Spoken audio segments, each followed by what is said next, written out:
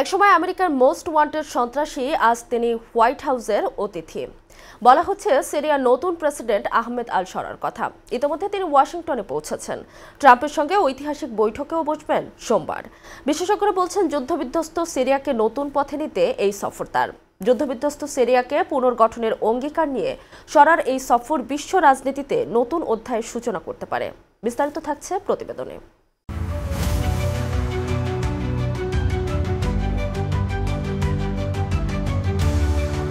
একসময় আমেরিকার ওয়ান্টেড সন্ত্রাসী তালিকায় থাকা সিরিয়ার নতুন প্রেসিডেন্ট আহমেদ আল শরা এখন যুক্তরাষ্ট্রের ঘনিষ্ঠ মিত্র। আর তাই তো দেশের স্বার্থে যুক্তরাষ্ট্রের রাজধানী ওয়াশিংটনে পৌঁছেছেন সিরিয়ার প্রেসিডেন্ট আহমেদ শরা। 2 দিন আগে যুক্তরাষ্ট্র তার ওপর থেকে সন্ত্রাসবাদ সম্পর্কিত নিষেধাজ্ঞা প্রত্যাহার করেছে। 10 নভেম্বর হোয়াইট হাউসে সিরিয়ার নতুন এই নেতা প্রেসিডেন্ট ডোনাল্ড ট্রাম্পের সঙ্গে বৈঠক করবেন। প্রায় 1 বছর আগে তার নেতৃত্বাধীন জোট ক্ষমতা থেকে সরায় বাশার আল আসাদকে। এদিকে শরার যুক্তরাষ্ট্রে পৌঁছানোর ঘণ্টা কয়েক আগেই সিরিয়ার নিরাপত্তা বাহিনী আইএসের সন্দেহভাজন 71 সদস্যকে গ্রেপ্তার করা হয়েছে। এছাড়াও তাদের কাছ থেকে অস্ত্র ও বিস্ফোরকও জব্দ করা হয়েছে বলে জানিয়েছে কর্তৃপক্ষ।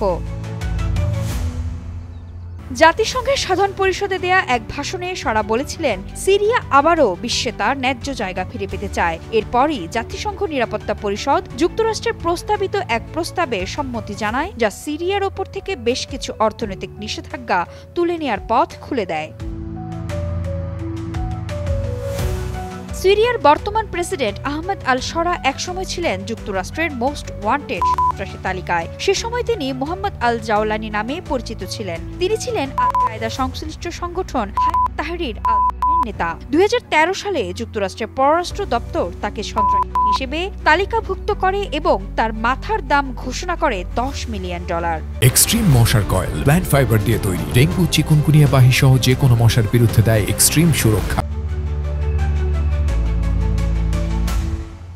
2016 সালে শরা আল কায়দার সঙ্গে সম্পর্ক ছিন্ন করে নতুন সংগঠন গঠন করেন এবং ধীরে ধীরে সিরিয়ার প্রধান বিদ্রোহী নেতা হিসেবে উঠে আসেন। 2024 সালে তার নেতৃত্বে বিদ্রোহীরা বাশার আল আসাদ সরকারকে ক্ষমতাচ্যুত করে। এরপর 2025 সালের জানুয়ারিতে তাকে সিরিয়ার অন্তর্বর্তীকালীন প্রেসিডেন্ট হিসেবে ঘোষণা করা হয়।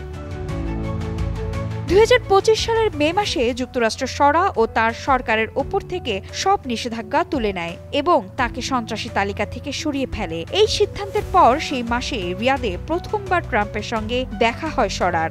আর এবারই প্রথম তিনি আনুষ্ঠানিক সফরে ট্রাম্পের সঙ্গে বৈঠকে যোগ দিতে ওয়াশিংটনে পৌঁছেছেন। যুদ্ধবিধ্বস্ত দেশটিকে আবার স্থিতিশীল করতে শরা প্রতিশ্রুতি দিয়েছেন একটি মধ্যপন্থী সরকার গঠনের। তবে দেশজুড়ে সাম্প্রদায়িক সহিংসতা এবং অভ্যন্তরীণ দ্বন্দ্ব এখনও বড় চ্যালেঞ্জ হয়ে রয়েছে। বিশ্ব সম্প্রদায়ের কাছে দীর্ঘদিন পর সিরিয়া নতুনভাবে নিজেদের অবস্থান জানাতে চায়। এই সফর সেই প্রচেষ্টারই অংশ।